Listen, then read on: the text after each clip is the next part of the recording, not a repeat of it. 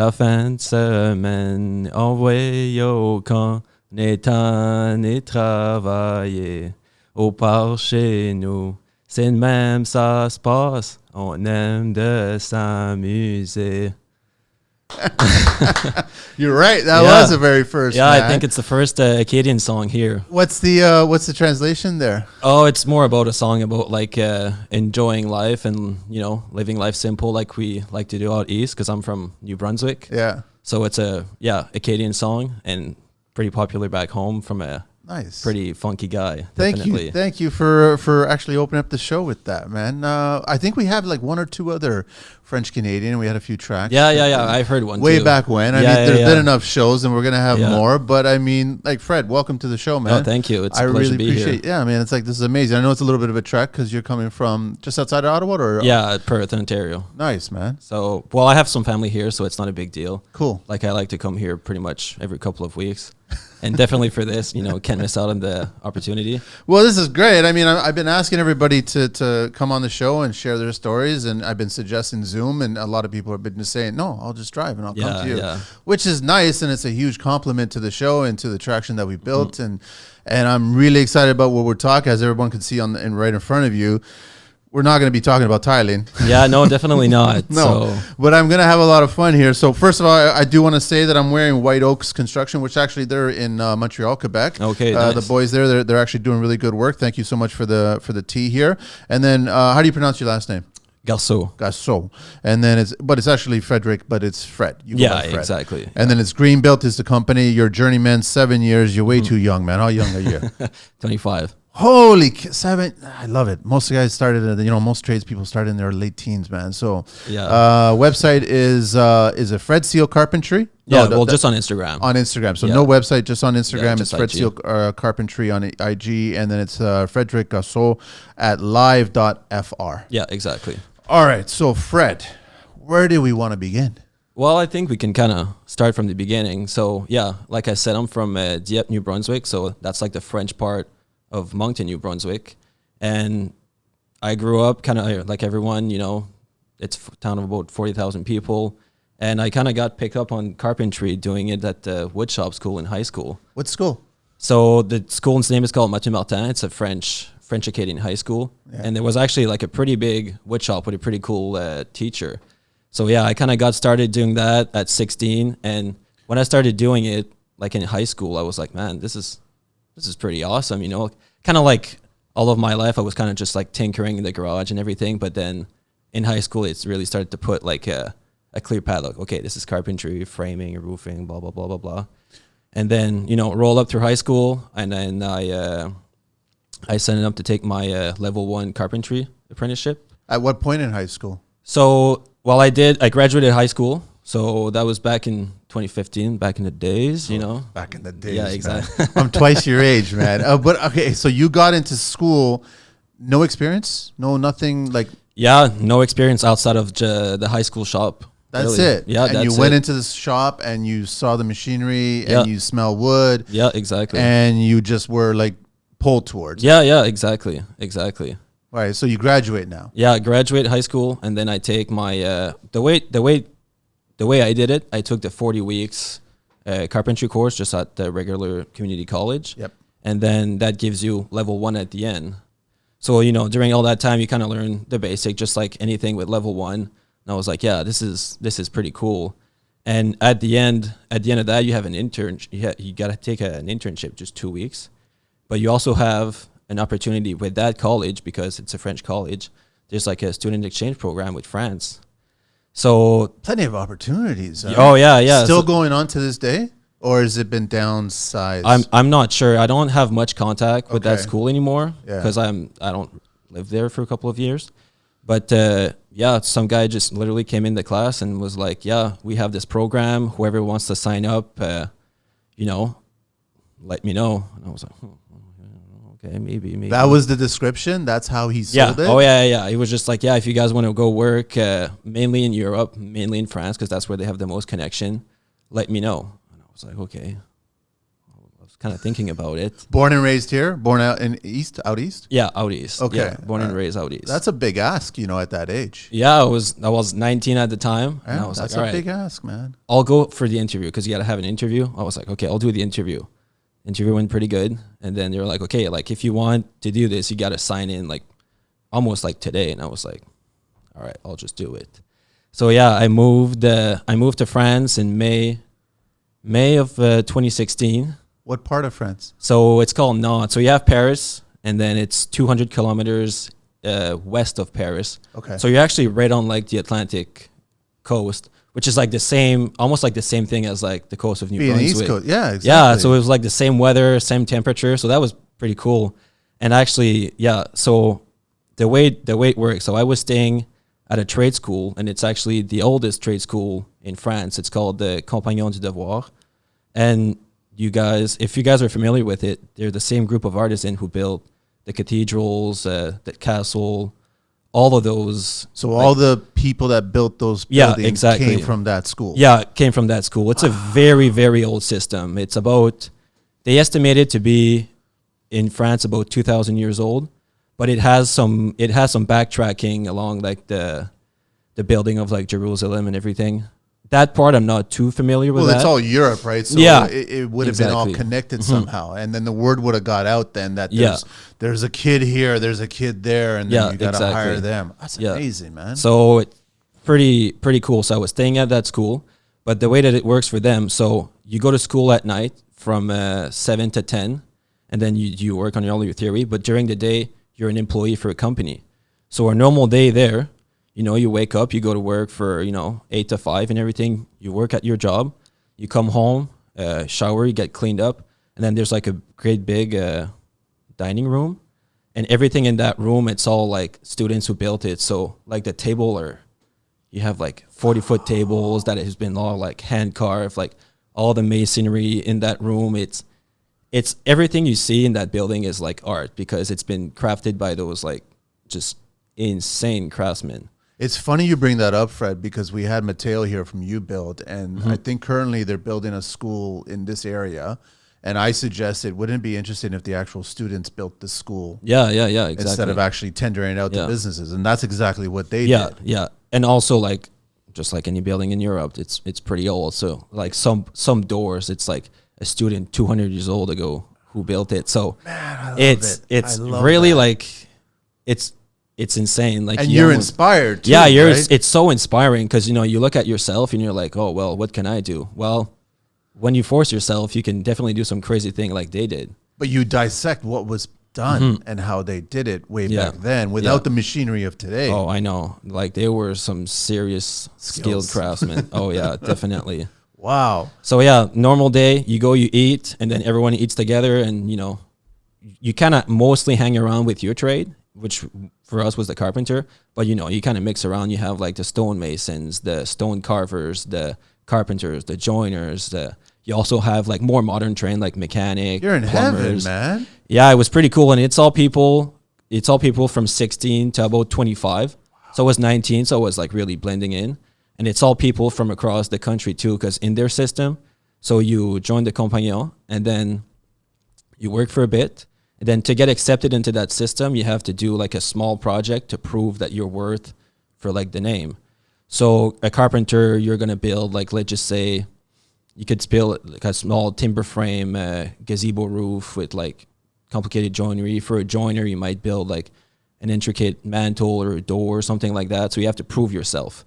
Once you get approved, you're in to start the apprenticeship for the next 5 to 7 years. So is it a constant, I guess, testing process? Oh, yeah, all the time. You have to keep your skills literally very sharp. Yeah, literally like a sporting team. Like if you start showing like signs of like being unmotivated and everything, you're gone.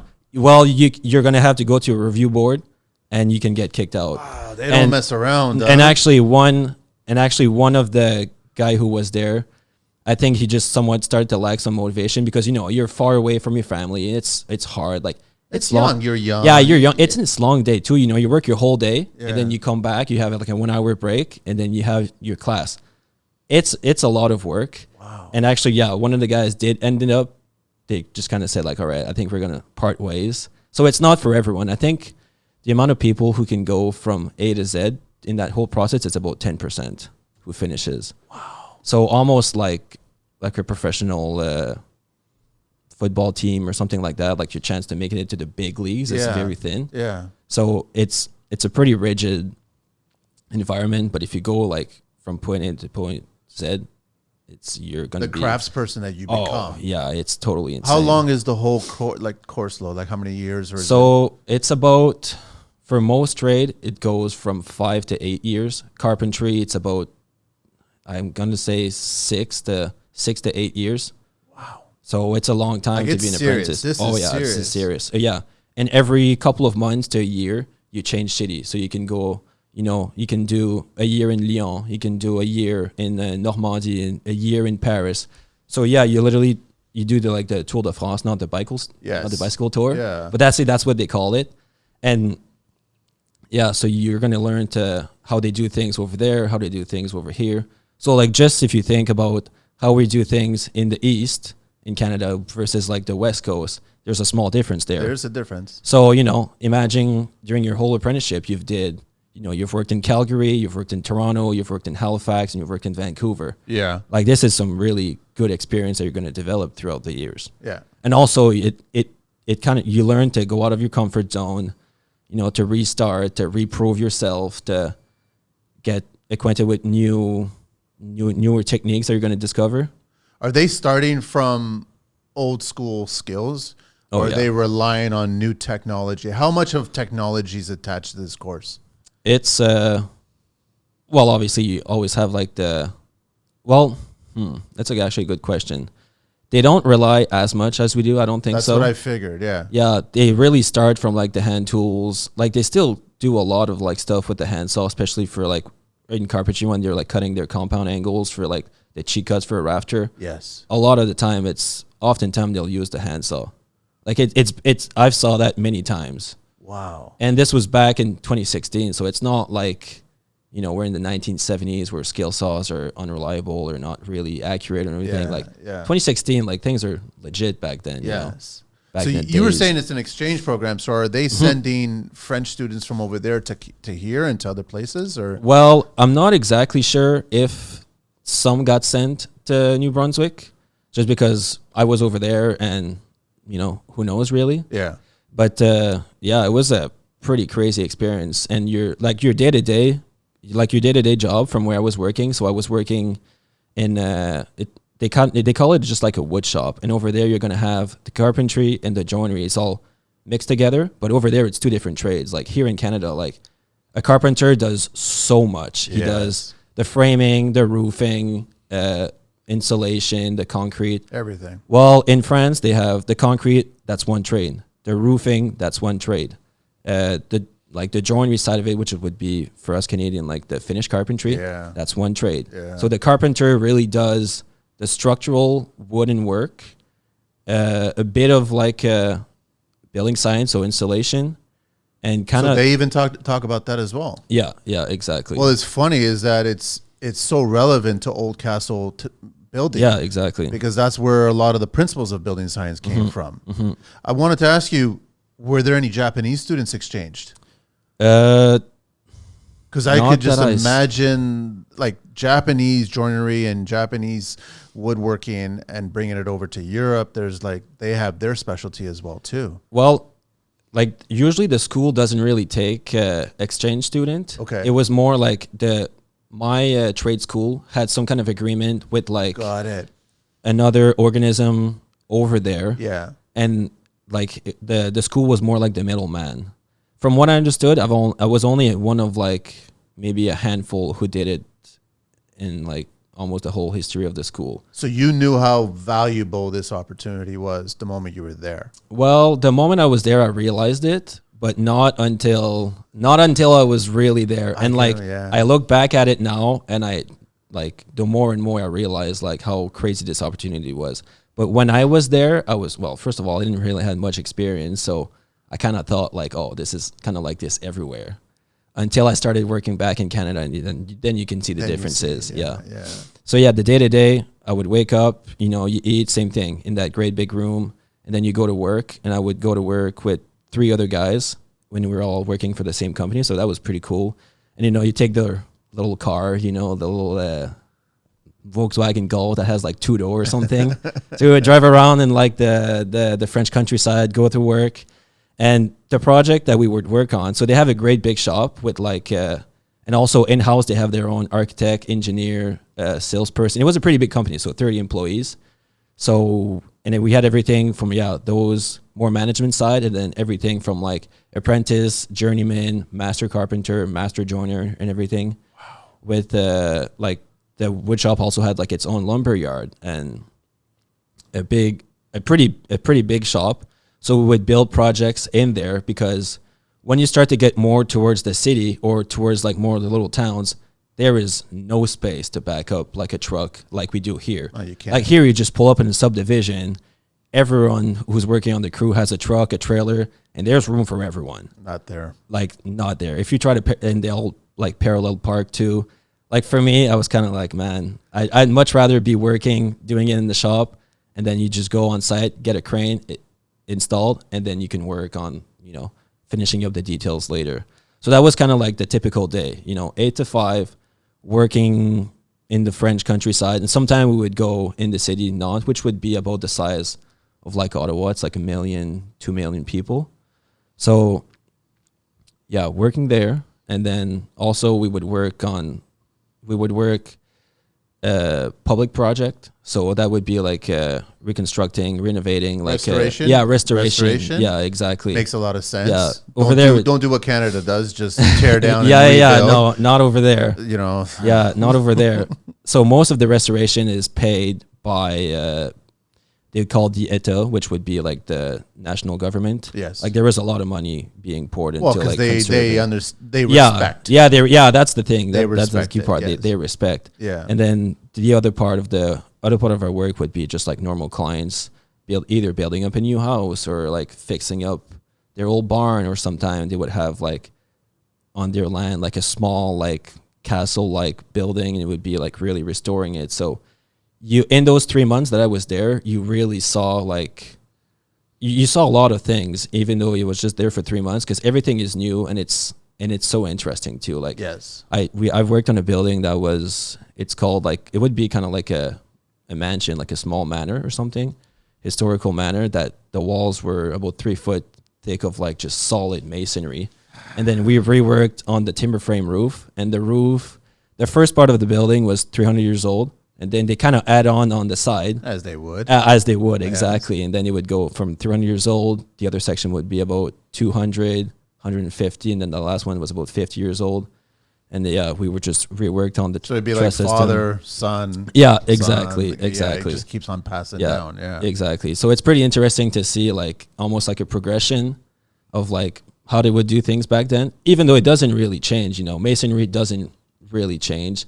Carpentry, especially timber frame, it doesn't really change, and it was pretty. It was pretty tried awesome. And tested. Yeah, tried and it, tested. It actually works. Yeah. Were you in awe sometimes when you were actually working and you're looking at history, and you were trying to wrap your head around how they did that? Yeah, definitely. But they also have like a different way of doing things, especially for carpentry. Like here in Canada, we use math to figure out, especially like roofs and stairs and everything. Over there, they use drawings.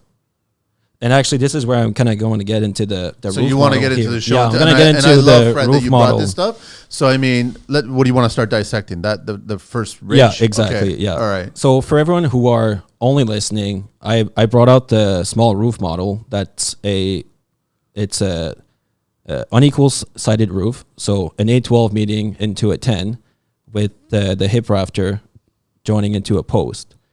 So over there, over there they use drawing to figure out like all their angles and everything. In Canada, we use math. So if you want to be like a good roof cutter, you're going to do a lot of math in Canada. While over there, if you're going to be like a good carpenter, you do a lot of drawings. And the way that they use the drawing, they use a technique, and it's a very old technique, once again, tried and true, building the cathedrals and everything, called stereotomy. Okay. would be called, the translation would be like art of the line. In French, it's art du trait. So it's a way of drawing like 3-dimensional object. You would dissect it into smaller section from a plan view. So if I'm going to look here, you know, you're going to have your plan view with your hip rafter, common rafter, purlins, and jack rafter. Yes. So I'm going to take this rafter here, and I'm going to project it on the side. So now I now have seat cut, plumb cut, total length, run, height. You have everything that you need in one drawing to start and cut that rafter. And obviously, when they start, it's only like it's on a smaller scale, but you know the angles don't change. No. And the only thing you have to do after is make it to full scale. Once again, for that side here, you know, you fold that there. You have your total run, total height, plumb cut, seat cut. And then for the jacks, you know where they intersect on the hip. So you can now start to develop that head, the cheek cut for your angle. So when you think about it, I've never thought about it that way. Yeah, when you start to think about it, and when you see the drawings, it looks kind of complicated at first because it kind of looks like just a bunch of line intersecting with each other. Yeah. But really, that's what geometry is. It's a bunch of line intersecting with each other, who can now starts to create shape. You know, with all those lines joining together, you can now know, okay, I have the back, so hip on your hip, and I'll have to edge bevel my hip about this amount on my jack rafter, and I have to do this amount of like deduction to get the perfect cheek cut. On my purlin, I can now get the exact length from the plan view, and I know where it's meeting my hip. And all based on the other drawing. Yeah, based on all the drawings, who kind of like all intersect. It all starts from the plan view, and then you start to create elevation from that plan view. Is that your responsibility or the architect's responsibility? No, this is the carpenter's responsibility. Really? Yeah, this is the carpenter's responsibility. Over there, the architect, engineer and architect, well, I can't really tell for the rest of Europe, but for France, architect and engineer, it'd be like a mix of like, engineer does only like the calculation for the math, doesn't do a whole lot to do with the plans. Engineer will most of the time work for like really big project like bridges. That's when you'll have like an engineer. The architect is like a mix of like the designer, interior and exterior, and he also gets involved with like the science of a product. Let's just say you're gonna bring like a new product or something. The architect is gonna have more to do with it. Over here, it'd kind of be like the opposite side. Like the engineer is there's approve, lines drawn. Yeah, exactly. He's gonna approve, a steel beam or something. Well, over there, it would be the architect. So it's a mix. It's like a mix of those two roles. And the carpenter is responsible for making the plans for the carpentry, and the mason is responsible to do the plans for the masonry. Like, let's just say if you're building like an arch. Well, it's not the architect who's going to draw it over there. It's the mason. If I have a roof like this, it's not the architect who draw it. It's the carpenter. So anything that's built, everything starts off with a drawing. Oh, yeah. Everything. Oh, yeah. It's not a matter of just get the tools, get the material, start chopping. No. There's a thought process before actually building everything. A lot more than here. Like how often time, like I did a lot of framing, and oftentimes you just get like a set of plan, and it's like plan view and tool elevation. And as per contractor. Yeah, as per contractor. And you kind of look at that, you're like, man, this is, for a house that's worth $500,000, like this is what, somebody's not doing their job. Well, exactly. And somebody's asking somebody else to do more than their job. Yeah, exactly. So over there, it's much more, they kind of bring the pre-construction process a lot longer. Like they really think about it. It goes to respect. Yeah, it goes to respect. And I also think they're much more conservative with your money. Like here, it's really easy to get credit. It's really easy to just kind of go, and like our culture is made to just spend because I'm not disagreeing with you. Yeah, we're North American, and we're kind of foolish in that sense. Over there, they're much more conservative. So they're going to spend money for something, and they're not afraid to spend big money, but like they're really strict about what I'm paying for, what I'm getting, how is it progressing, and the clients are pretty, like, for everyone who has been to France, like those people there, like they're not scared to tell you if they don't like something. Oh, and it's just part of the culture. It's just part of the culture there. Like it is, yeah. Like this one time actually, and this one was kind of funny. I didn't want to laugh, but I was on site and the joiners were there installing the windows that they had built, and the client comes in, looks at it, and was like, "No, I don't like it." Just looked at it? Yeah, I don't like it. And you would never see that. Well, maybe you would see it here in some project, but it's pretty uncommon, you know. Over there, it's kind of just like, oh, okay, well, the client doesn't like it. You know, we're gonna restart or try to tweak it. No big deal. Wow. Yeah. I'm in awe, man. Like, I'm in awe. My biggest question right now is I would love a school like this to be here in Canada. I don't know how that would happen, but I would love, because they build, and they rightly build, for generations. Oh yeah, definitely. Like, they're not building for trends. No. You know what I mean? Like, I'm nervous about any homes that were built in the 80s and the 90s and today. Yeah. Because they're going to be falling apart in decades, and that's the shameful thing about it. This is generations. Yeah. Right? Also, like, they maintain it. That's the thing too. Like, yeah. like how often time people get a house that was built in the 1980s, and at the time it could have been like a really good, like, eco-friendly home.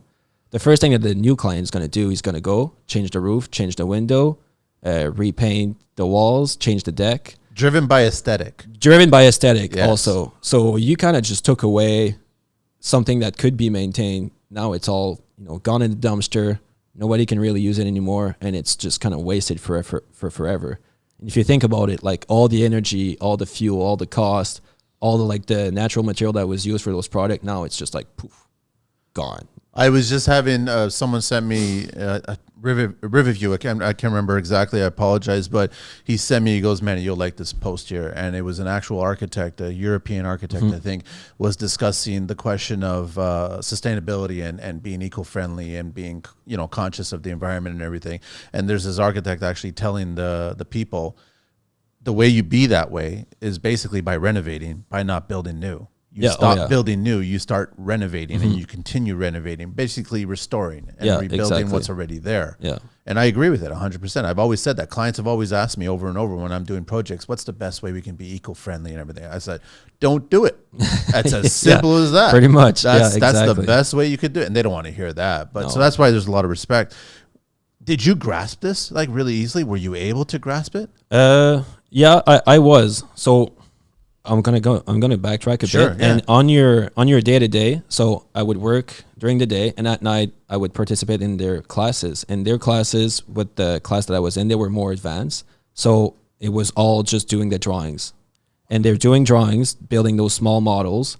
Because some of them, if you guys look online and just Google French Compagnon roof model, some of them are absolutely crazy. Like, they're not small like this. Like, you know, they could be 2 foot wide, 3 foot tall, and they fit perfectly. Yeah, and it has like a spiral steeple or a spiral staircase with just the craziest. It's serious. Yeah. So that's what they mostly work on after, like, they obtain like a certain, like, let's just say a certain level of, like, experience.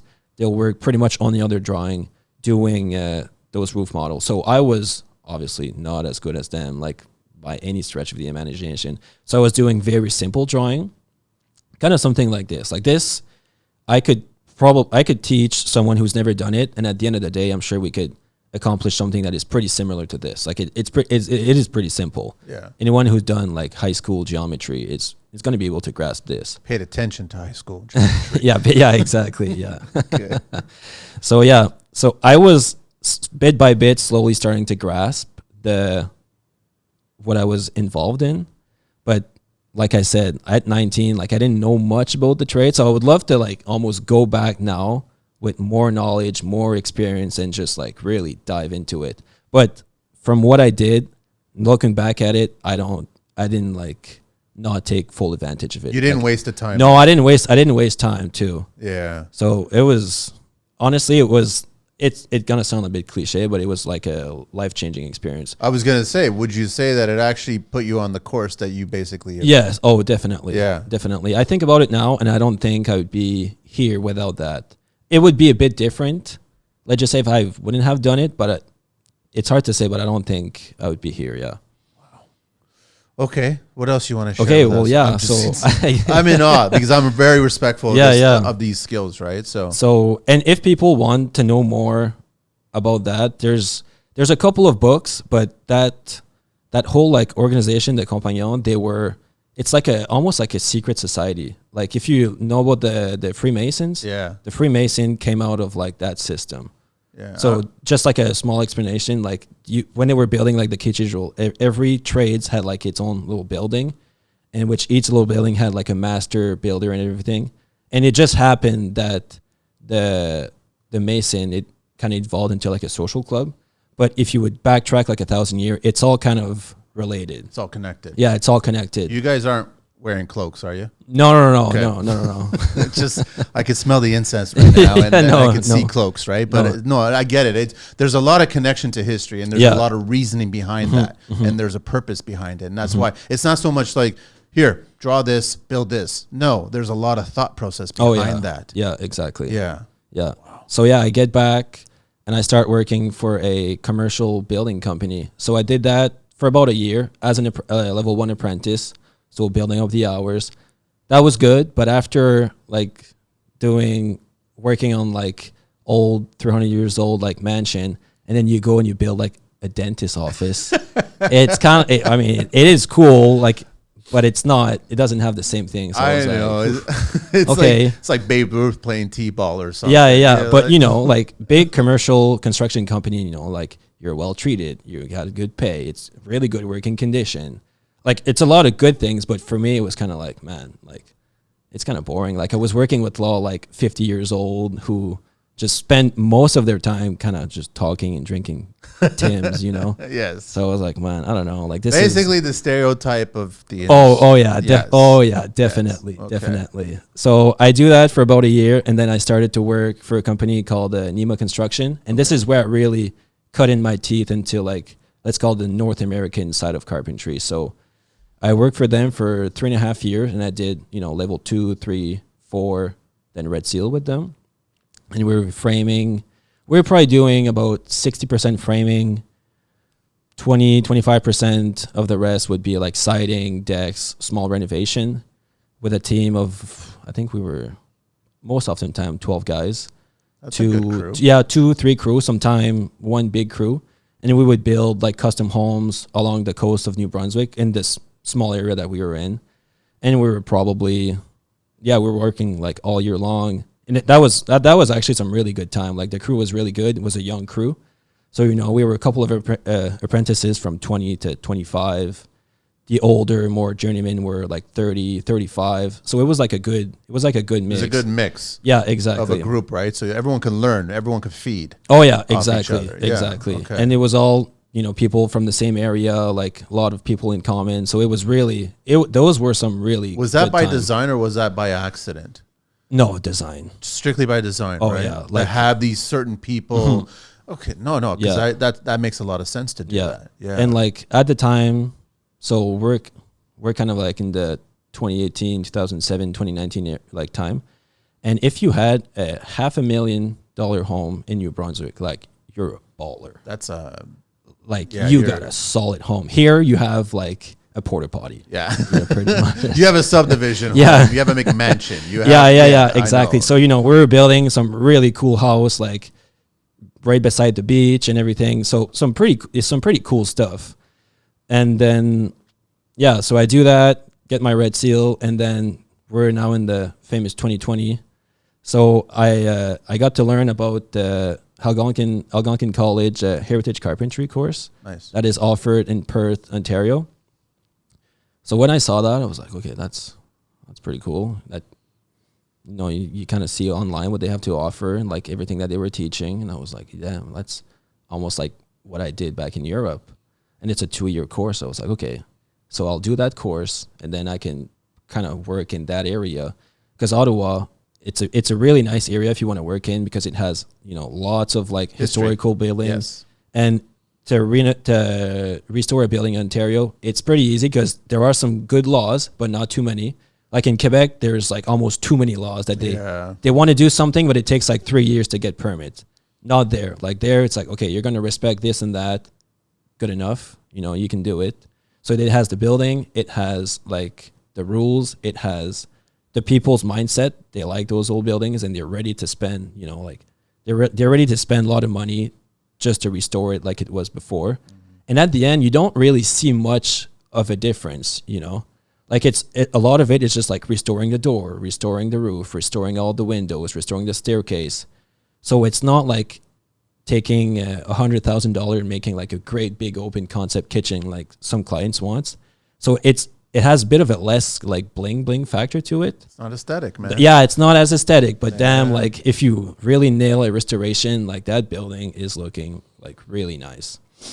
Someone would walk in and they'd be like, I can't believe how you managed to maintain this building for so many decades, right? Mm-hmm. Well, that's the artistry. Yeah, exactly. Yeah. So yeah, that area has like all of it, and it also has a lot, because of that course, it has a lot of like good, solid, like local craftsmen, because people will take that course and kind of stay in that area.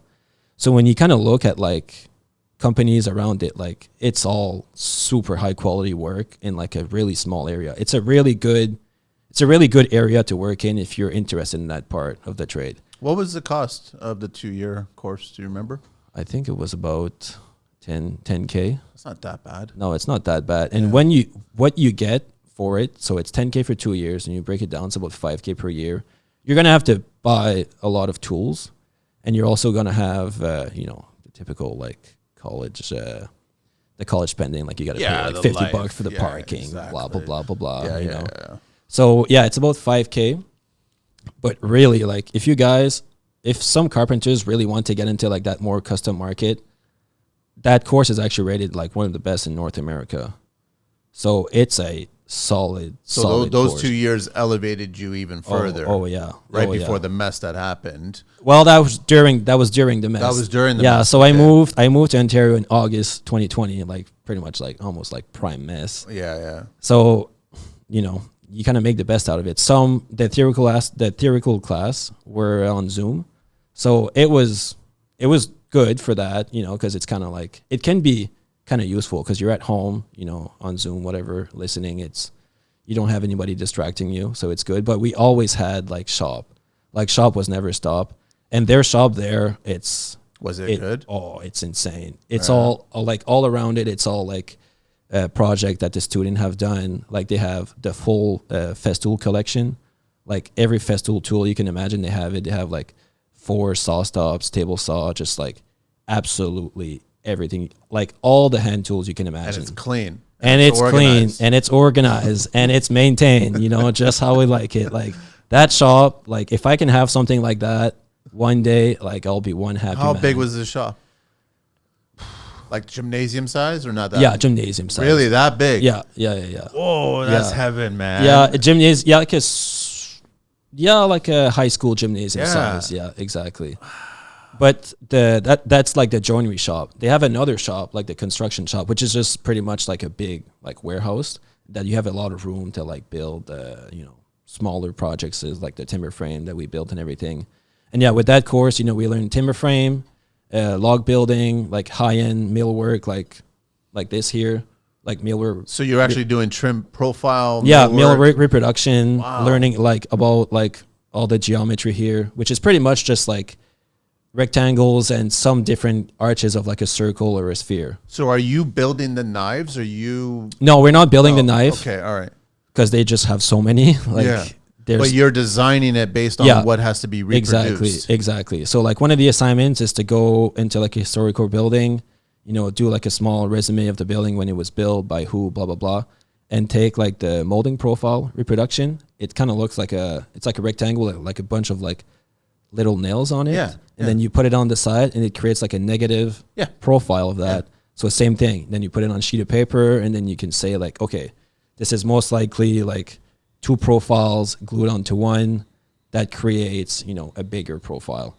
So that's one of the assignment that we do. Yeah, we learn, like I said, log building. So we build actually a log house, all with the hand saws and axe, like they would do 200 years ago, like the North American pioneers, just like they would do. Really, that one was really good, And they're teaching you chinking and everything too? Or chinking, really? Everything, yeah. So, on the first day, they have like 30 different sizes of axe. Some are absolutely huge, and they're all like, you got to make it razor sharp. You get your log, you work on your log, you do like obviously debark it, and then you square it up, doing one side at a time. Just like when you go into like historical homes or just anywhere that has like what they call a barn beam, and you see like the axe mark. Yes. Like we did that, so we learned all of that. Really, really cool. What size of a log house are you guys building? It's only like a 12 by 12, but each student has its own log. Yeah, and it basically has all the principles that are attached to a log. Yeah, exactly. Wow, so everyone has to do their log, exactly. And we learned that, which is a pretty cool project. And I have a pretty good picture on my Instagram if people want to go see. Yeah, I was in awe with your Instagram, the post. I was like going, you're first of all way too young to be doing, which is amazing. I love it, right? That you held on to this, man, that you just grasp it so easily. I mean, but there's a lot of learning. There's a lot of learning. Lot of learning. Wow. So, and actually one of the main reason that some people take that course is at the end you build a final project, and it can be a combination of like everything that we learn, because we learn also how to build and install like wooden doors and windows. So some people is going to build like a very elaborated door. Some people is going to build like a very complicated window. Some people are going to build like a very detailed mantle, more detailed than the one that we built, because we also build a mantle. So just with the project that I've said, like it's some pretty cool things that we do there. Are you having the decision on the species that you get to use if you want to build a door or a mantle or anything like that? Or is it basically what's supplied at the school? It's more what's supplied. So we used a lot of pine and basswood just because it's really readily available. Yeah, it's really available, local, and also really easy to work with.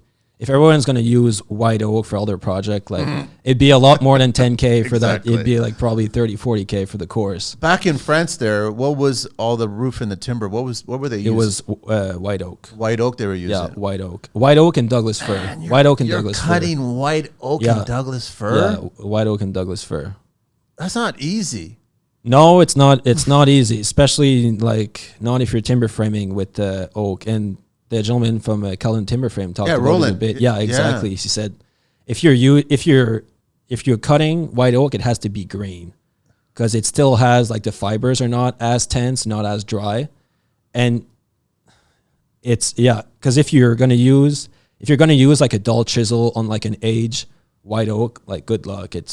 You're never gonna do it. You're not gonna do anything. You're gonna be frustrated. You're just gonna tear up your shoulder, and you're gonna have to go see your buddy Dimitri. Holy man. Okay, so what else did you pick up at the school here? Well, you learn a lot about, like, once again, geometry, architecture, a lot about SketchUp too. Yes, which is really good, because SketchUp it's a great tool. Oh, it's a amazing tool to have in your toolbox. Yes. And it's a bit frustrating to learn how to use it at first. But once you learn it. Yeah, exactly. Once you're like, oh man, like this is stupid, I can't even do like a circle. It's no. It's you are the problem. And there's YouTube videos online. There's YouTube videos, even though they're super boring, but like, you'll learn. You'll learn, exactly. And like once you really, let's say, air quote, master SketchUp, like what a tool. Like you can download apps such as Cutlass, so that when you'll tag your different, let's just say you're doing a staircase, you'll tag, like threads, risers, stringers, and everything. And then you put it through Cutlass, and it's an app, and it will print you like literally a Cutlass. So like, 20 threads at, 12 by 1 by 36. So you don't have to go back into the program and count and everything. Each one. It does everything for you. It does everything for you. And you're there, ready on day one to do whatever you want. So it's a great tool. Yeah. And we learn how to use it. And the final project, so you can do kind of everything that you want that is related to the course. I decided to do a pretty intriguing like door canopy roof. So it's a light timber frame using like 4x4 Douglas fir. And I did a pretty complicated roof actually. So it was, once again, unequal slope, curved hip roof that had like a backing angle that had like a curve to it, because when you have two curves meeting on an unequal roof, it doesn't create a perfectly straight backing angle because it's two curves. So how do you solve that? Well, I use SketchUp because it could have been done by drawing. Okay. But it's a very like long, tedious, elaborate drawing. And at that time, I wasn't really sure on how to do it. And you're also limited in the time you have to build a thing. So I did it with SketchUp, and with SketchUp it takes probably 10-15 minutes to figure out, even though doing curves in SketchUp are not easy, especially not like compound curves. So it curves in 2 cents. A joint, yeah, connecting point. Yeah, exactly. Yeah. Like the program doesn't really know what it's looking for, so it can be a bit frustrating. But eventually, like I got it like damn near perfect. So yeah, that's what I did. How big was that canopy? It's 36 wide, 4 foot high, and then the roof is another 4 foot, and the roof is 60 degree meeting 50 degree. Wow. So it's a pretty steep roof. So who got that one? Because I'm assuming. Well, it's actually still in my shop? Self-storage right now, and storage. it's going to get installed on outdoor timber framing class that the college is building right now for like the timber framing course. Yeah. So I'm going to install that on the exterior right now. But right now it's just sitting patiently, you know. What'd you use for the exterior for the roofing itself? So it was Western red cedar. Nice. And it was because I would have kicked you out if you said asphalt. No, not for that. Yeah. No. And surprisingly, like the whole thing was pretty straightforward. Like I had, you know, you have a plan of procedure. So, you know, X amount of hours to do like more of the framing side of it with the Douglas fir light timber frame, then X amount to do the roof. And I was like pretty on track with everything. But where it really took a lot of time was to do the roofing with the cedar shingle. I thought like, oh man, I can roof this in 3 hours. It took me like, it's tedious. It took me a lot more time than I expected, especially because it curves, you know. I had to hand planes like every single piece that capped the hip. I love the curves. They look beautiful. Yeah, it turned out really well. It's more challenging. Yeah, exactly. I had that in mind for like almost like a year and a half. So when the teacher was like, okay, you guys have to find like a final project, I was like, oh man, I'm ready for this one. What's the reasoning behind the course giving you a time limit? Is it to kind of educate you guys to understand what your worth is, so when you start creating a business? Yeah, there's a few things. Also, like it's more towards the end of the course, so it's more like a matter of like on that day the college ends, so you need to be done for that day. Get out because we got new classes. Yeah, exactly. Yeah. You know, get out. It's summer. Like go do something else. You know, go brick a house. Yeah, go brick a house. Exactly. Go roofs. You know, it's more about the college ends. Also, like you gotta, like if you're gonna be a tradesman, like time is money. You gotta respect time. It's just what it is, you know, whether you like it or not. Yes. You got to respect time. And also, it's also like respecting like your plan and procedure. So you got to think like if, like, let's just say, for example, you're building a door and you have 20 hours for sanding. I'm just making numbers up. And you end up spending 40 hours for sanding. Well, you know, all that amount of time, you're going to have to either catch it somewhere or not do something as good in your future step to save that time. So it has, you know, there's value behind those. Yeah, there's like three big values, really. Yeah. Wow. Okay. And this is just another piece of profile? Yeah, exactly. So those actually all come from the Roman Catholic Church in Perth. So this was actually more almost like a crown molding. Yeah. And for the people who are only listening, I'm showing a piece. It's two pieces of molding glued together almost to create like 2 pieces of chair rail type. Yeah, of almost. Yeah. And it create like a small cornice detail. Yeah. And this is a door casing, actually, that has also, once again, 2 profiles, like a pretty big door casing. Like that's a nice door casing. Yeah, it's a pretty standard, like Southern Ontario historical house door casing. Like if you guys are going to pretty much visit any historical homes in Ontario, you'll see something like that. Yeah, you'll see something probably like with that. A plinth block at the bottom. Yeah, exactly. But this is a pretty standard design. It's funny that you guys are going to history and then you're looking at what's done and then you're looking at today's technology and you're piecing profiles together. Because I did that early on when I was doing projects. I would always I was bored. I'd go into a supplier. I would pick a bunch of profiles and I would just match them together to create a new profile. And I created something new and I liked it. And so it's funny that that's where it came from. I didn't know that, but that's how my thought process was. Yeah, and the possibilities are endless, you know. It's Lego at that point. Oh, yeah, it's absolutely Lego. And obviously, like, some profile look better than some when they're mixed with each other. Yeah. You know, like there are some architectural standards, but obviously it's also like preference, you know. If you're going to do that for your house, like just pick something that you like, really. I've been lost in just listening to you, man. I want to just share a little bit of history here. World's most expensive woods, part 1, all prices in U.S. Purple Heart. You're familiar with these woods, right? Yeah. Not familiar with working with it. No, I work because not a lot of people get a chance to do exactly. it. So it's $40 a board foot. Comes from Mexico, Central America, especially Brazil. It's like a gray purplish wood tone. I've seen it. You can check it out at Exotic Woods. They have samples there, and then you look at the price and you'll walk away from it. Bubinga is 25. I don't even know what bubinga looks like. Probably some African wood. It's I don't know. It's a pinkish red to dark reddish brown in color, dark purple or black streaks. Guinea, used for veneers, inlays, fine furniture, and then bocote, kata. I don't know. I'm not sure. I'm not. $27 a board foot. It's more of a yellowish brown. Okay. Then there's black ironwood, which we know is very expensive. $40 a board. It's red to orange kind of color. There's a Ziri Kaute, $60 a board foot. That's dark brown color. It comes from Central America and Mexico. And then there's holly, which is $60 a board foot, and that's known as the whitest of all woods. Comes from British Isles in North America. Used for inlays and engraving. So a lot of furniture making there. Yeah. Fred, you could stay here all day, man. Seriously, just like this is fascinating stuff. So, how is your business now? Well, I'm an employee for a company, business. For Green Build, right? So the company is named Green Build, and pretty much it's really custom homes and custom project, more axed around like, a green eco footprint. Yeah. So like all of last year, like we've restored a historical farmhouse in McDonald Corner. That's about 20-30 minutes outside of Perth in Lanark County. And it was, literally going inside the house, saving the trim, removing what had to be removed, saving what had to be saved. We also did like an extension on it for clients who were like really willing to spend the big money to have like their summer home like exactly the way they wanted. Was the house, I'd call it, I guess, modern abused?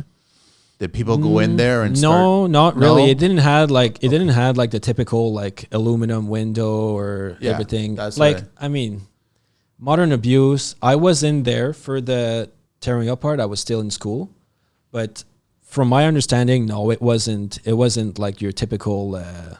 Remove aluminum. This wall. Bring this in. Yeah. Concrete countertop for a kitchen, like that kind of abuse, right? Yeah, no, it wasn't. Yeah. It wasn't anything like that. Like. The trim now, it's still like solid pine trim that we've installed. It's still like solid hardwood floors, the windows. The cast iron flat nails were used, or for installing? Yeah, no, the old ones that you guys oh yeah. It's like the spikes, right? Yeah, exactly. Yeah. Like I had to remove like a few pieces of trim, and it's like a big cast iron nail. I've seen these in horror movies. Oh, yeah.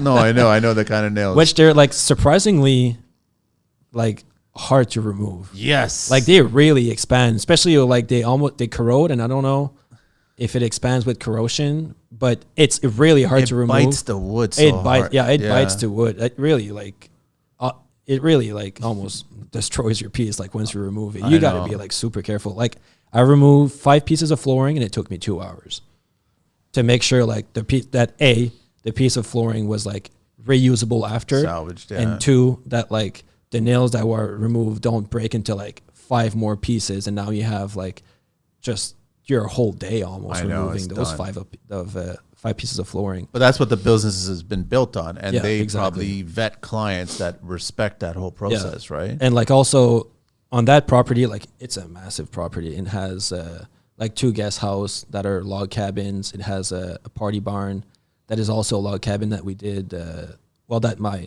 coworkers did a timber frame deck with cedar boards and everything. I have a picture on Instagram. It's pretty cool.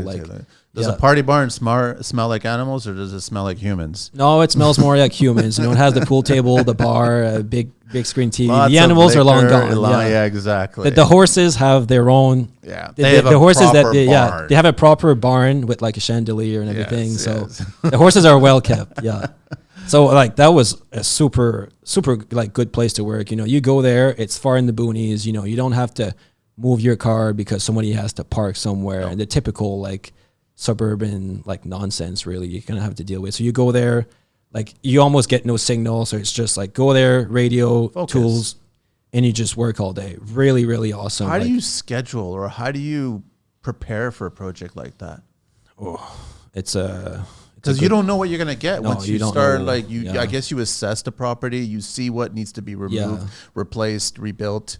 That's for that one. It's also hard to say because I wasn't involved in the like pre-planning project. I was still in school, like at Algonquin. Yeah, but yeah, really, like most people, they will go in, take like pictures of like all the trim connection, like everything. So you have an idea because you might think like, oh, this trim goes this way. I'm going to remember it when I go to back.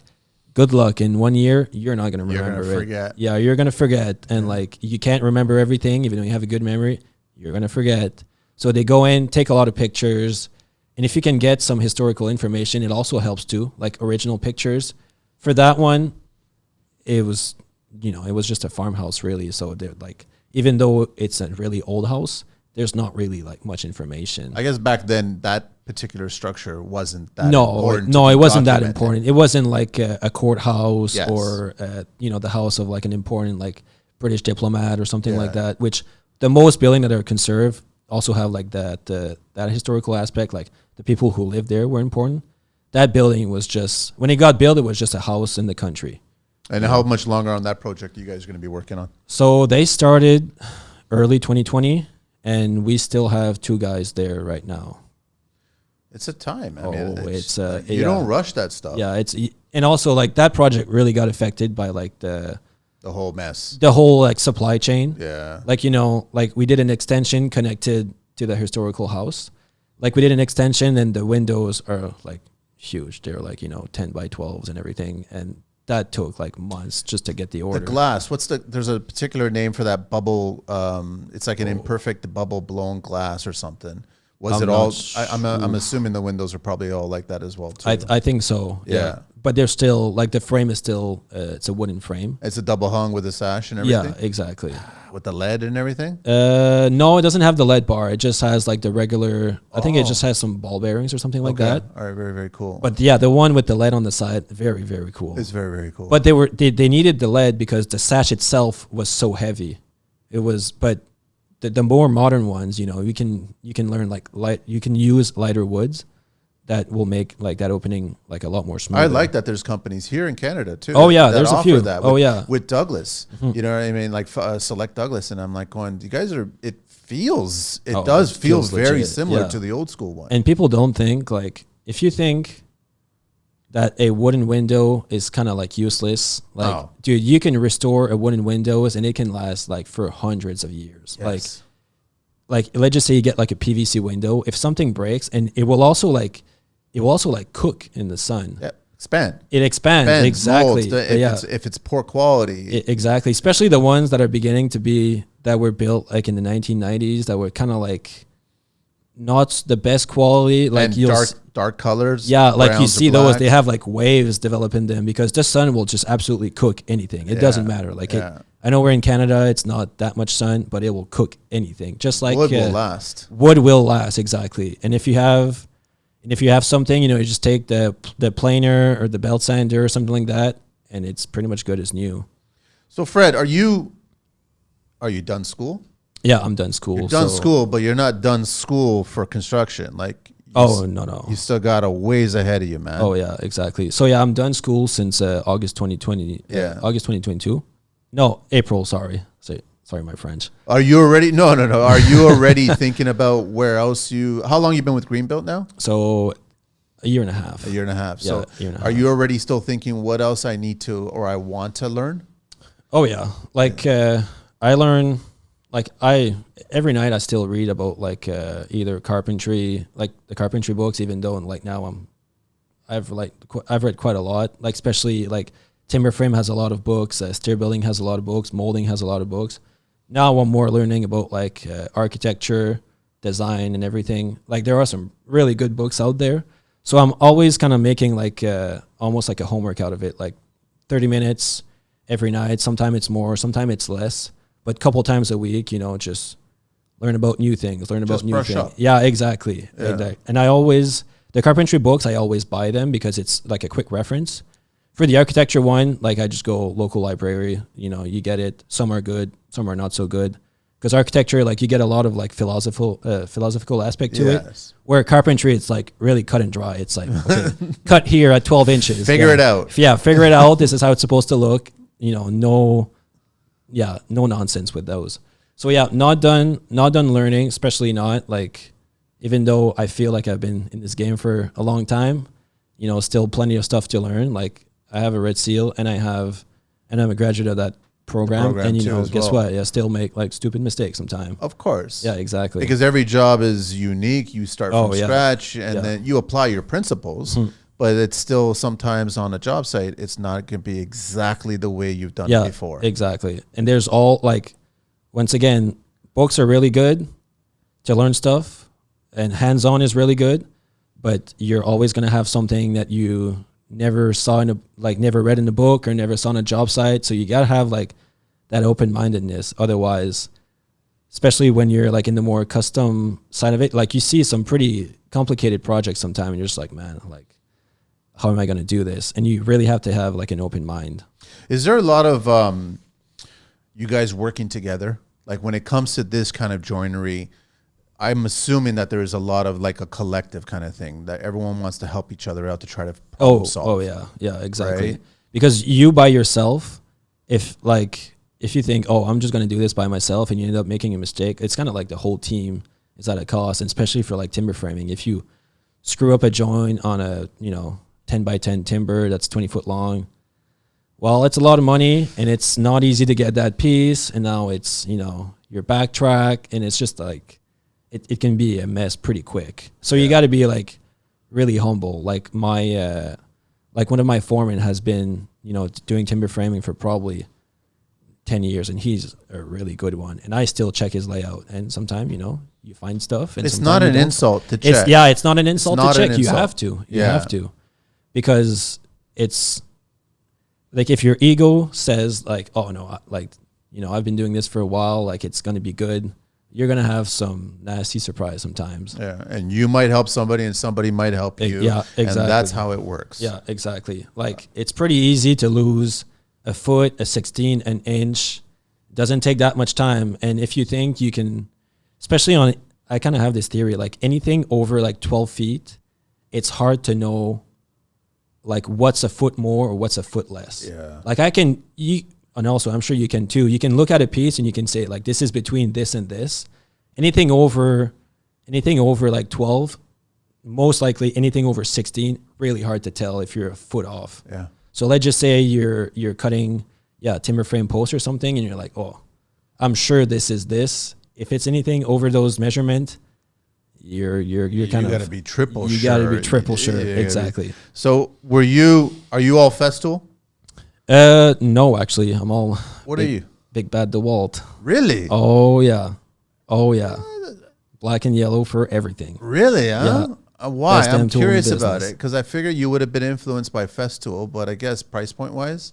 Yeah, price point wise, and also for like a job site, they're not as rugged as the big workshop.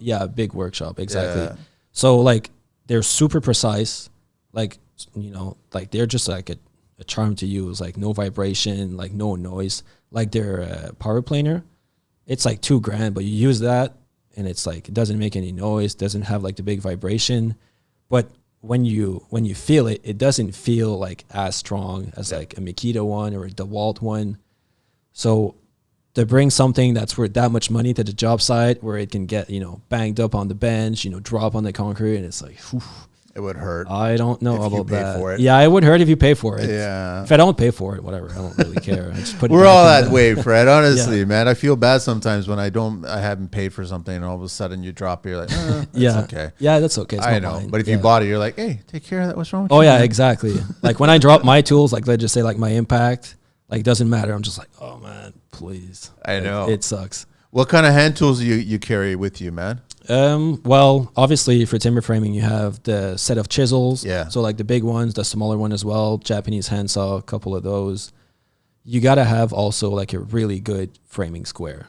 Like if you just go and you get like a Stanley one, oftentimes they don't stay square. because the aluminum or the metal that they use doesn't really keep that edge. Yeah. And also like the measurements that you have on it.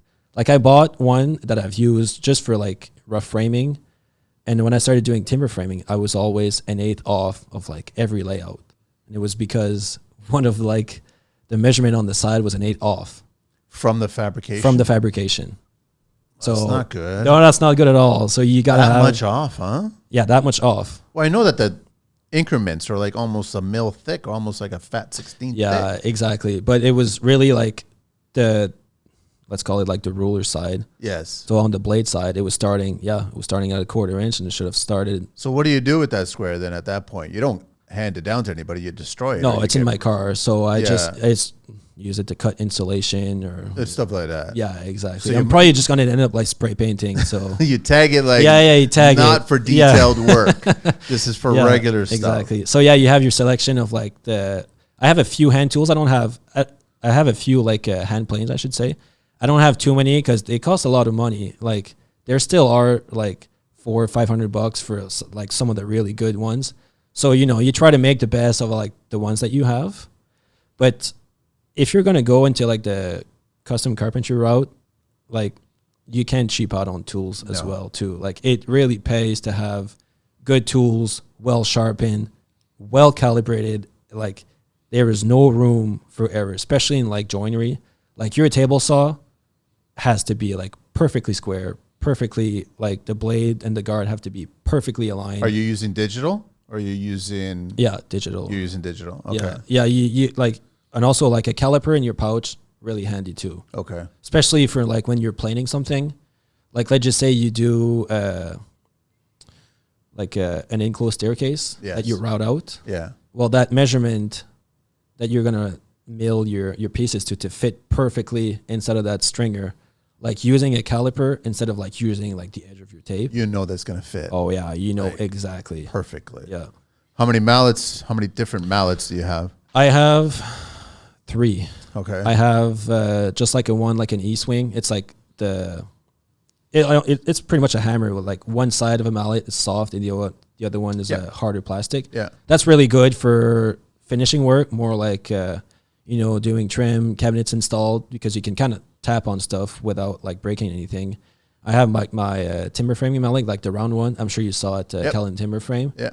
And I also have like a smaller one that's like a wooden mallet. Even though I don't really use that one, it was given to me as a gift. It kind of just like looks cool in the toolbox. It looks nice. Yeah. And for the framing hammer, the good old Stiletto TB2. Nice. Oh yeah. All right. So probably the last hammer I'll have is going to be that one. Because it'll last forever. Oh, it'll last forever. Well worth the money. What do I want to share? I want to share some OBC talk with you, man. Okay. Fire exposure ratings. Floor, roof, and ceiling assemblies must be rated for exposure to fire on the underside. Exterior walls must be rated for exposure to fire on the interior of the building. Load-bearing walls, arches, and columns must be rated for exposure to fire on all sides. The minimum fire resistance rating for floors, roofs, ceilings, and exterior walls is 45 minutes. Roofs do not have to be rated for fire exposure if they have a sprinkler system. I know they're talking about bringing sprinkler systems into residential. I think it's a huge mistake personally because it's going to cost a lot of money when it goes off by accident or it goes oh yeah, by true. Road, right? Actually. So have a barn party. Residential occupancies must be separated from all our other occupancies by fire separation. That we all know that fire rated for rental units and stuff like that. Penetrations and fire separation also must be tight. If you ever build a separate dwelling, basement apartment or whatever, it all has to be fire separated. Mm-hmm. What else you want to chat, man? Well, actually, I can talk about the project that we're working on right now. Okay. And that one's actually a pretty cool one. I think I'm going to go in as in to say it's one of the unique one right now in Canada. So we're building a Buddhist timber frame temple in Stanleyville, in just outside of Perth. So about 10 kilometers outside of Perth. You're building it brand new? Building it brand new, exactly. Wow. Building it brand new, but when you're going to look at the building, obviously you take like the lights out of it and everything, it's going to look like something that could have been there centuries ago. Yeah, centuries ago, exactly. So how big is the building? Oh, get ready for this. It's 100 foot long by 30 foot 4 high cathedral ceiling, like vaulted ceiling. Wow. and it's 36 foot deep, so 36 wide. That's huge. It's huge, and that's only the meditation hall. It has like a few smaller building that kind of follow that same length and same depth, and each of those building too have like a timber frame portion of it. So it's a massive project. Pine or so the meditation hall, so the big timber frame is all Douglas fir. Okay. And the porches on the side are going to be pine. Coming from where, out west? The pine is local, and the Douglas fir probably either BC or Oregon, I think. So Okay. yeah, west. Yeah. West coast. So I know that Calden was talking. He gets a lot of yeah, his Douglas exactly. fir I from think out it's west. probably about the same thing. Yeah. Yeah. So that's a pretty interesting project. Like we started in May, really, like doing literally anything from, because we're general contractors, so we're really like there from the first day, like the backhoe was on site, to like, you know, the last day you handing the keys to the client. Yeah. So I was there, like, you know, building the footings, then pouring and everything, and then working in the timber framing shop that we have. So for that we rented, because the timbers are ridiculous. Like They're massive. You're dealing with a... Yeah, it's 10 by 6. Some of them are 10 by 16 by 40. So you can't just have What's that. the weight of one of those things? Oh, it's ridiculous. Like Wow. we had to buy a telehandler for it. Yeah, like, you're for the craning jobs. everything. Has Oh to yeah. be. Yeah, exactly. Like even just flipping some of those beats, we had to be three guys just to flip on the side, because, you know, you transfer your layout and everything. 3 guys just to flip a timber, and even with 3 guys, like we could have been 5 And or 6. that sound, eh? That's, Oh yeah, the puck. Like sometime I was like, man, if the sawhorse is gonna snap, like we're both like handicapped for the rest of our That's when life, you have know? respect for wood. Oh yeah, exactly. Like Like- woods always win, pretty much. Yeah. So- How does that feel? Like, Fred, how does that feel when you guys, I know that you guys prep a lot, you're doing a lot of drawings beforehand, you're getting ready for it, but then as the site starts to get prepared for you guys raising that first section of timber, what's that feeling like, man? Well, it's pretty cool, but it's also a bit stressful, because you're just Yeah. like, man, all of that work, if something, with timber framing, you have no margin. You get one shot. You get one shot. Yeah. If something's off, it's not like when you're stick framing like a house, where if something's off, well, great, I'm just gonna account for that, or, you know, shim here or something like that. With timber framing, if something is off, it's like that right away. If all your joinery is tight and you go somewhere else and you have like a 1-inch gap, like everything Your is going heart to just point. drops. Yeah, everything is going to point to that right there, and the client Yeah. is like, your eye is always going to like glance on everything that is perfect and catch on something that is imperfect. Yeah. So when people kind of like that rustic look, you can go a bit rougher with rustic because everything is kind of imperfect, you know. But when it's something has been like sanded, plain, oiled, everything, and the joinery is tight, and if you have like just like a 1/4-inch gap somewhere, you see that right away. So yeah, it took us, oh man, I think 12 weeks to cut the timber frame. At 3 guys. So our foreman, who was doing the more complicated cut, like the scarf joints, and then me and myself, myself and somebody else. All 3 of you. Yeah, yeah, exactly. All 3 of us. Sorry for my French again. No, it's all good. And yeah, and I was more doing like just the standard joinery, like mortise and tenon, everything, cutting, mortising, chiseling. And it's funny how you just roll it off, like you just say it, but there is such a craft oh yeah, to properly make these Oh, joints. yeah, Like, exactly. I don't want you or anybody else that actually has achieved this skill to just dismiss it so easily. Like, oh, it's just a motor. No, man, it's like, that's a serious thing. well, yeah, but after you cut like, you know, 150 mortises, I know, like I know, it doesn't. I know. But I'm still in awe of the 100th or the first one. I'm still in awe Yeah, of it, exactly. right? Yeah. Like every time you, especially for timber framing or anything that has like a more unique side of it, you got to think almost like 3 times. Like if you have a knot, you're going to say like, okay, I can't start there, or I'm going to have to start here because of that. Or is my skill saw truly perfectly 90 degrees? Is the chain on the chain mortiser perfectly good in the line so that it doesn't start to just like wobble and kind of make a mess out of it? You know, is my router, is like the router bit on my router, is it like perfectly working fine? You know, like everything has to be so perfect, because all of like those small things add up at the end that you're either fighting to have a good result, or you're not having a good result. Or if everything is perfect and you make a mistake, well, then you know it's not because of the tools, it's not because of that, it's because of you, which is a whole lot easier to deal with than like trying to figure out like what went wrong when you have 5 things that could have went wrong. Do you guys have, I know that this was brought up with Roland and Calden framers, timber framers.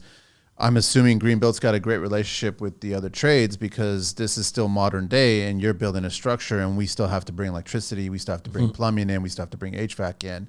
So I guess that's already thought about at the very early stages with the architect and designers. Yeah. Yeah. Like it's not left for you guys to figure out, right? Because I know that if you just took somebody from residential construction, they would just be slapping conduit on top of the timber. Yeah, that's exactly. not what you want to do, right? And it also pays to have like the same trade coming in most of the time because you build that relationship and also you build the respect to, and also if they've done it a few times, you build experience, which is like really what you want. Yeah. Because like you said, you can't just go in with a sawzall and start cutting things because I'm going to slap you so hard, you know. You'll be underneath the house. Yeah, you'll be underneath the house. Exactly. No, you can't do that. Okay, so you guys, when's that one's expected to be finished? Well, so we've just finished raising and installing the timber frame. So that was done about 2 weeks ago. And now we're building the roof because there's going to be, like with a timber frame, the way it works really. So you build the frame, it's like the yard piece and the structure of the house. But you got to build like another frame on top of it, like another envelope. So for what we did, actually, I don't know if you're familiar with the Nexem blocks. It's kind of like a ICF. It's kind of like I think I've seen it. Yeah, I know what you're talking about. Yeah, it's like a concrete block. It has rock salt on one side, and then on the other side you pour in concrete. Yeah, and it's literally like a big Lego. But the only difference with ICF, a block of ICF is what, like 500 grams, like for the weight. Yeah, like each of those are 45 pounds. Wow. And yeah, we've installed, like we did like the whole, almost like a negative of the frame. So we did all the exterior walls in that, climbing up to the gable, like 30 foot 4 high, like a 50-degree slope.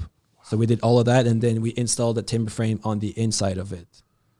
So you're literally building the house or the structure inside out. Yeah.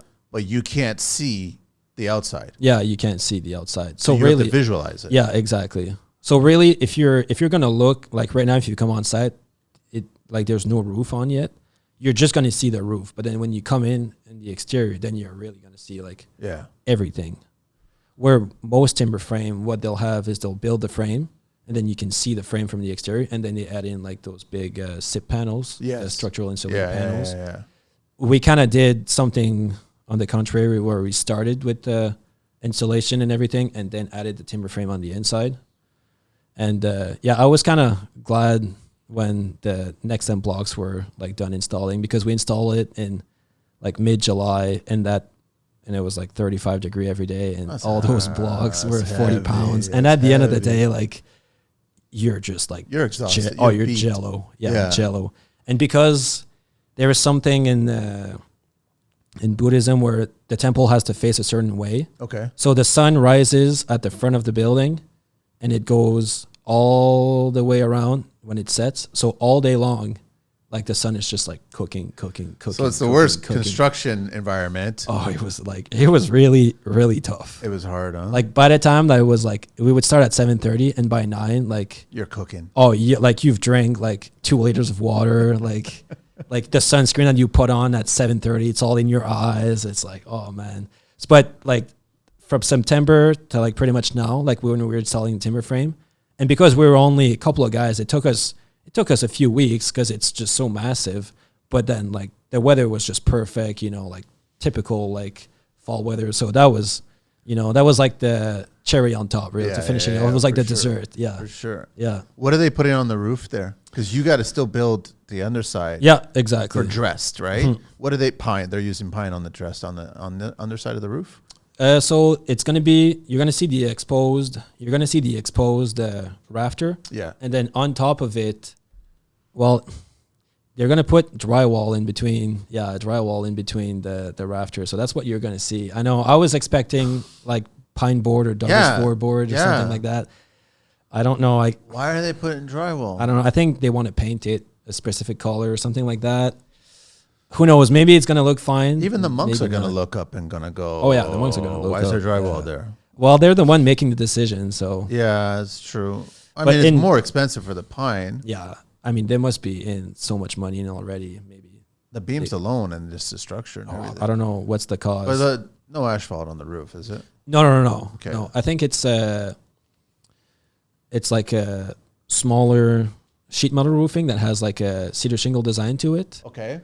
I think that's the design for it. I know they weren't sure about it a couple of weeks ago, but I think that's the design now. So yeah, right now what we're doing, we're strapping up the whole roof 2x4 so then we can install I-joists to create like enough room to put more insulation, and then typical like you got to meet today's standards. Yeah, typical like construction standard plywood and then underlay, blah blah blah. Must be kind of funny though. You're dealing with all these beautiful beams, no reason to check out the crown, and then you grab the 2x4s for other little sections, and you have to check the crown. Yeah, even though like they're the premium, premium quality. Someone just went really wrong with the premium stamp. Yeah, like, exactly. I don't know who it is, but it's wrong. Yeah, but it must be a weird feeling that you've got such amazing material. Yeah, definitely, especially after like working like all summer long with cutting up a timber frame, and you're grabbing like a 2x4 and just like, man, this is like.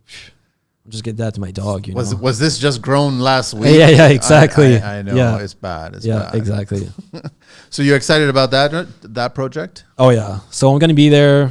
We're gonna be there probably midwinter, like early spring, and yeah, at the end it's gonna look literally like, I don't know if you know much about Buddhism. I didn't know anything.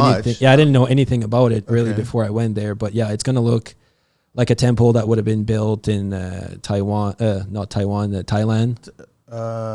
Yeah, Thailand. Yeah, Thailand. Yeah. It's gonna look like something that could have been built there like a couple of 100 years ago. Well, outside of the drywall. Outside of the drywall and the lights and everything. But yeah, like the lights hopefully are gonna look like lanterns, or are they gonna be? Oh, I don't know about that, but probably like lantern, I would imagine. Yeah. Yeah. What are they putting on the floor? It would be wood on the floor. Yeah. It is wood on the floor. And then are you guys also building the doors, or are the doors being fabricated someplace else? No, the doors are actually being fabricated by one of my former teacher, actually. Mike Bays from Grammar Carpentry out in Ottawa. Oh. He does some really, really cool things. What are these doors going to be made from? Douglas fir as well. Still is. Douglas fir, and they're maybe thinking of doing the windows as well. But yeah, that guy is... He taught the doors and windows construction part of the course that I took, and that guy is an absolute stud. So building doors from scratch. And yeah, exactly. All from wood, yeah? All from wood, vintage hardware. That is new hardware, but, using traditional method, traditional design and everything. Wow. Yeah, really, really cool project. So what is it in joinery that you haven't done yet, or have you had an opportunity to kind of touch everything? Well, I haven't done much of like stair building. I would really like to do that for a while. Okay. Especially like the ones that have like a, spiral staircase or a curve, all of those. Yeah, those are really cool. That's difficult. Yeah. Very, very difficult. Yeah, but kind of once again, like it all comes from geometry. And once you kind of figure out how each of those pieces intersect with each other, and you start to break it apart using stereotomy, using SketchUp, using all of those, it starts to make more sense. But obviously, like if you look at it just like this, it's like, oh man, like this is pretty intimidating. You can't picture it. No, you can't picture it. And the more detail it is, the more curve it is, it's really hard to grasp your mind on where to start, where does it end, what's the curve. Like you got to have like a really strong like visual interpretation in your head, and that takes a bit of time to develop. But I would really love to work on something like that. Right? Oh yeah, would you also? I guess you're also responsible for the spindles and the handrail too. At that point, it's not a different person handling that. And honestly, like you look at the staircase and you say, like, let's just say your stairs are framed and everything is good. The railing is no joke too. Like the railing oftentimes is like one of the most... It's even more challenging. It's even more challenging, exactly. Yeah. But there's way to go around it. Like don't think of the railing as something that is, 36 inch in the air. Think of something that just follows like all the nosing line. If you think about it that way, it makes a lot more sense. Because if you're just in the air with your tape and a level and like good luck. Like you're going to be there for a year. Yeah. But once again, using like drawings and SketchUp and also the books, Like there's some pretty good books written about like stair building. It's really worth a shot to really get a few of those. And even if you can get a hold of like the author or talk to people who have done it, like this is really where, and also this is really where like Instagram really pays off, because you can see what people have done. You can maybe get in contact with them. That would be like really a good way to start with that project. I'm in awe with, I mean, when I know that here in Canada, when it comes to custom or track, the stairs are all made in a workshop. Yeah. They're all delivered. They're installed, tapped on the top, tapped on the bottom. That's it. But then you get a lot of the Americans and Europeans that are all site finished and million clamps and all kinds of stuff. And then it's just, it's our artistry at that point, right? I totally respect that. It's challenging, man. Very, very definitely. Especially with stairs. Like, what's the number one thing that an inspector is going to look for in a house? Yeah. He's going to go at the stair first, you know, and he's going to pull out his small, like, 10-foot tape line, that he's never really done much with, He's just going to double check to make sure that exactly. The rise and the run is okay, and then the handrail is okay. Yeah, exactly. And it's not moving, all kinds of stuff like that. Exactly. Oh, that's fascinating. You're not trying to get a hold of me, are you? I was like, the phone's been going off ballistic here. Sorry about that. I want to share a little bit of Green Book talk here. So it's noise protection. This is actually interesting. I did a show with Profasco one time, and I was really stunned on some of the numbers. I don't know. It does apply to you guys because you're still using power tools and stuff like that. So I'm assuming that a lot of the safety. So I want people to understand the dB levels, right? Decibel levels for a hammer drill is 114. So now you got to understand something. Greater sounds levels can cause damage as soon as it hits 90. Yeah, I had 90 in mind too. Yeah, 90 is what you start. Like, it's very dangerous after 2 hours of hearing a constant 90, and that's a job site. So you're 8 hours on a job site. Hammer drills 114, chainsaws 110, chop saw is 107, miter saw is 103, impact wrench is 103, tile saw is 101. I think some tile saws are louder than 101. Yeah, especially when you're like cutting the tile. I know, screaming. Yeah. Circular saws are 100, hand drill is 97, router is 95, belt sander is 93, planer is 93, and a table saw is 92. So it's just, everyone just listen, it's not a bad thing to throw on ear protection, right? Yeah, definitely not. So we have ear protection every time we do the podcast. Exactly. Yeah, exactly. All right. I want to know, what else can you share with it? I mean, this has been like extremely educational and very inspiring. I can't do it. I can't dive into this world. I'd love to maybe just tinker around one day. But I mean, you can't, I don't see you ever going into regular. Yeah, exactly. You'll never. It's like that door has been kind of closed. Like you're, even though you have all the hours and you have your seal and you have everything, you can't line up a wall and exactly. Like, but honestly, like there's so much work, like for people who just want to like go in, frame a house and sell it. There's like so much work, but kind of like you said, like it comes, like how I feel at the end of the day after doing something like this, like that feeling can't be like almost like match. It's almost like a drug, really. Yeah. It's but like, in all respect, Fred, I'm not diminishing. No. Me too. Framers, because I've done it for a while. I'm in awe, and I still love to. They know what they're doing. They know their team, and they set it all up, and they drop all the studs, and they'll do a beam and all this. And there's a lot of respect in the ones that do it correctly. It's just a different thing. Yeah, it's a different thing. And like honestly, I still like to frame. I still like to frame a house, but to do it like day in, day out, like that's kind of where it kind of starts. Like, okay, maybe not as much as I do in, day out. But like, yeah, if one day somebody asked me like, oh, can you come help me? And we're going to frame my house on a weekend. Like, oh, hell yeah, man. It's awesome. Especially this time of the year. Yeah, you'll enjoy it. Yeah, especially this time of the year. Like, you're outside and, you have your compressor rolling and, it's not work. Skill saw, the radio. And like, it's really fun, especially when you have a good team. Like when I was working with Nima doing an apprenticeship, like when you have a team that has like a solid flow of things and, you have your partner who's cutting for you, you don't even have to give him measurement. He's kind of just like always one step ahead of you, or the same thing with like you're one step ahead of this or that, and everything just like flows. It's really fun and it's really rewarding. Like you can easily frame like, 4 walls in a day, even though they're really big. And, like you can easily slap on a roof in one day when everyone really knows how everything is lined up, when you have like all the tools properly set up. Like it's really fun. Yeah. Yeah. Do you have any tips that you picked up early on that you're still surprised by, that you didn't realize that it actually was that easy once you figured it out?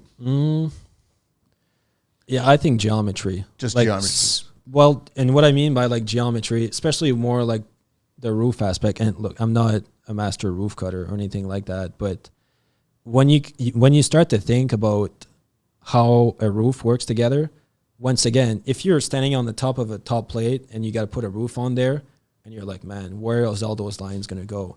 You can't think about it that way. Just like the spiral staircase with the handrail. If you think about something in the air, it never works. Think of something more like into smaller pieces and more something that is like more simple. So think about your roof. Just think, okay, you're going to have, 4 hips here, a ridge, common rafter. That's it. And then you can think of like, your jack or like a dormer or something like that. So really try to break something into like a smaller chunks, build on top of it. And also once you kind of learn to figure out like the geometry is just things intersecting at each other. You just got to know like where it is. And it's kind of like, is it a visual perspective? It's a visual perspective. Yeah. Okay. Exactly. So you're intimidated because you're not visualizing yourself on the planes that you need to visualize. Exactly. Okay. So you need to really break things into like smaller pieces, and eventually, if all of those smaller pieces, if you cut them, double check them, they'll just like fall into place. Like you really got to trust like the pre-construction process. You really got to trust like your drawings. You really got to trust like also yourself.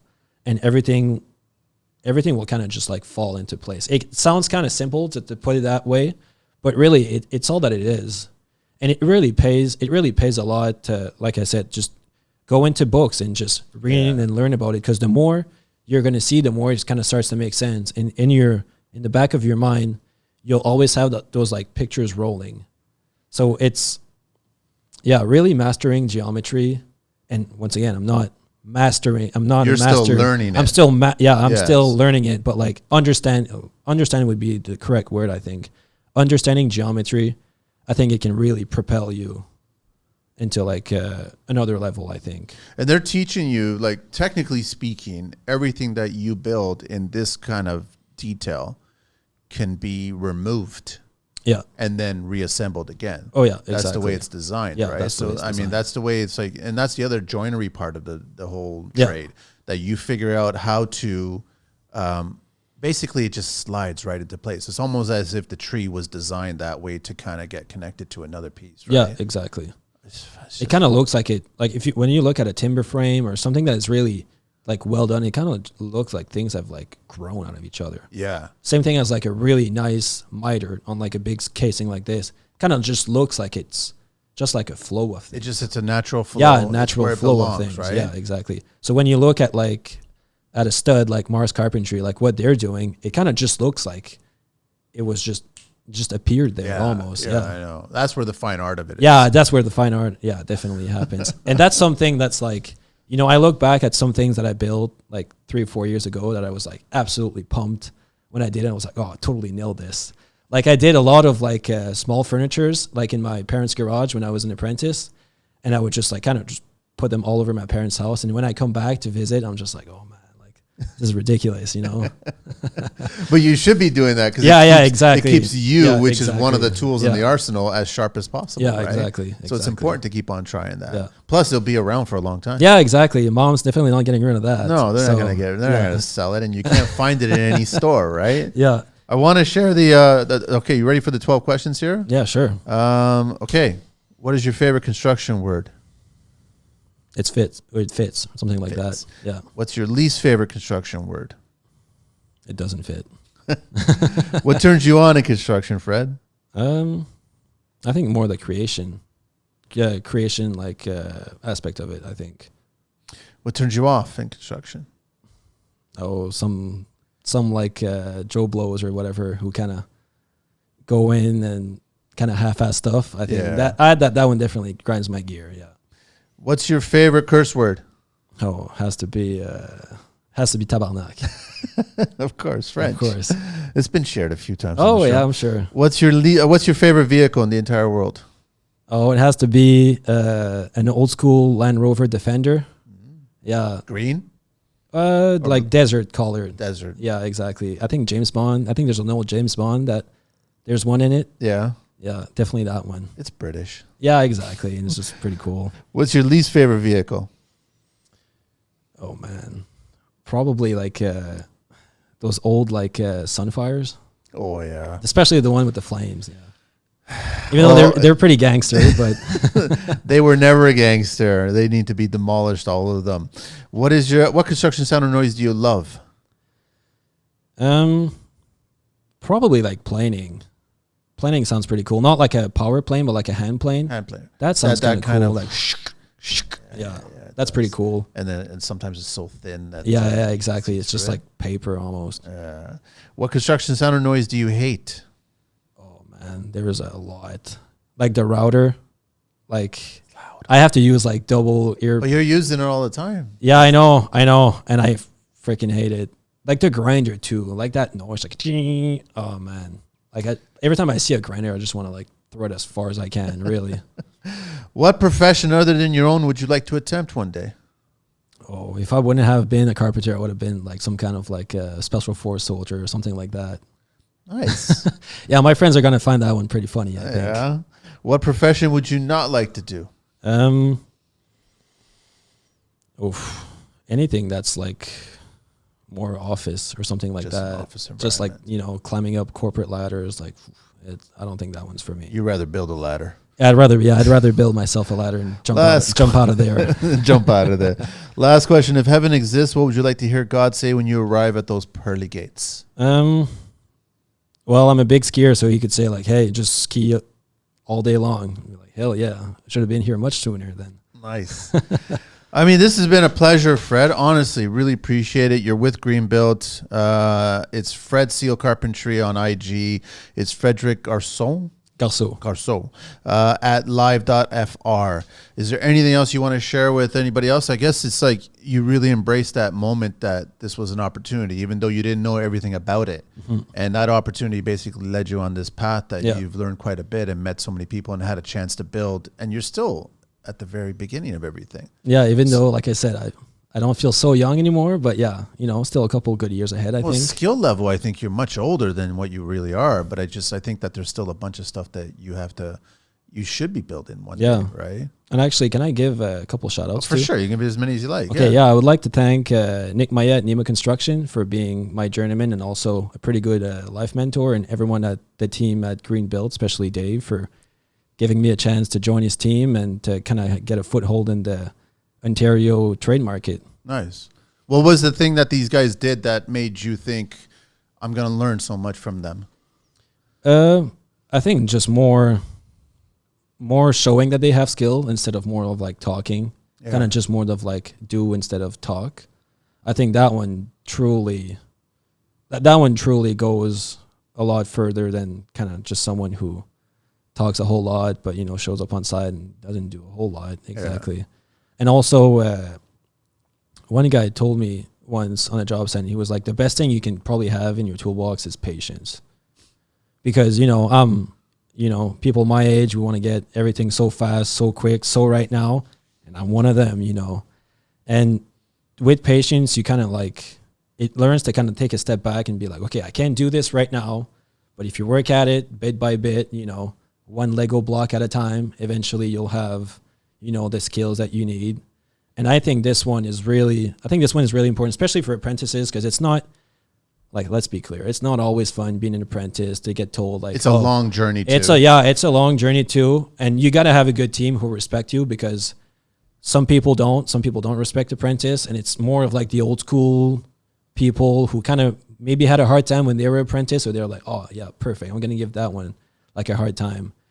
But if you have patience, you can kind of just develop a thick skin, and one thing goes in, one thing goes out.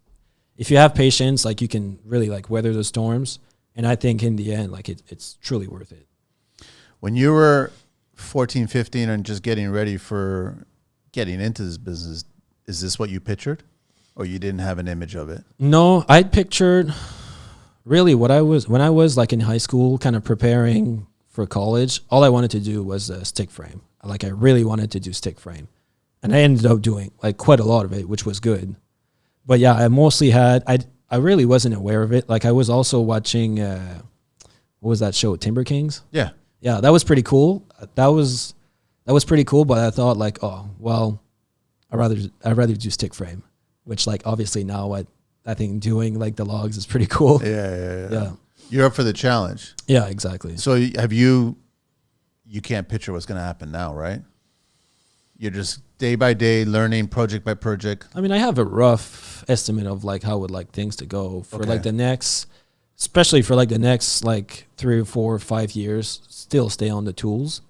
And like by the time I'll probably be like 30, and depending on where I am, who I'm working for, maybe go more either project management if it's for like a big heritage restoration company. There's a few in Ottawa that had like a lot of potential for growth outside of tools. That could be one, or probably have my own own shop. I would probably like to keep it small scale, like half a dozen employees, so you kind of have like, you know, a lot of control, but like every employee is like, you know, really well trained guy, and working on some architectural design, like you know, millwork, staircase, you know, complicated like geometrical roof, small timber frames. For me, like to have like a being like a JC like you are, for me that's like overwhelming, because like you got to know so many things. Too many things going on. Yeah, exactly. Like for me, being thrown in that position, I think I would kind of like lose my mind. I'd rather just focus like just on the carpentry. So people oftentimes like ask me like, oh, I'm fixing like my sink, what should I do? I'm just like, YouTube. Leave me alone. YouTube. Yeah, exactly. Because I don't know. Exactly. Yeah, I don't want to know. And yeah, I don't want to know. Exactly. All right. All the best, Fred. Honestly, so it's amazing that you made it out to the show here and to share all this stuff. This is absolutely amazing. Yeah, thank you. And you got a huge future ahead of you, man. So please stay in touch, and I'll keep an eye on what's going on as well. Yeah, awesome. And I'm sure others will reach out to you because they're going to want to pick your brain on what's going on. But you've given a lot of insight to things that are going on, man. Yeah, so, and actually, one final thought. Go ahead. If people want to learn about like construction geometry, like the stereotomy, like I was talking, there's a few good books. Now most of them are in French, so if you're French, perfect, just get them.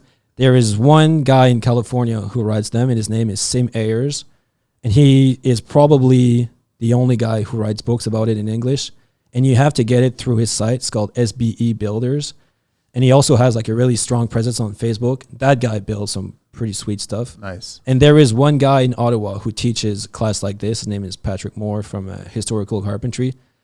That's one guy you should have on. Pay attention. Oh yeah, like that guy. I'll reach out to him. Yeah. Yeah, that guy is. I would go as far as say he's one of the best in North America, best carpenter. Like, wow. Yeah, like pretty much what I saw in France, or like what you see that like I can only almost dream about doing building. That guy can do it in his sleep, like really. Young guy? No, I was 35, 36. Yeah, young guy, man. Okay, yeah, you guys, yeah, young guys are sure. ruling the timber world, man. I think that's what's going on, but it's good. We need more of them in there. Yeah, the more the better, I think. Thank you, Fred. Yeah, that's my pleasure. Really pleasure, huge pleasure. Thank you so much. Yeah, we thanks. are out of here now. All right, take care.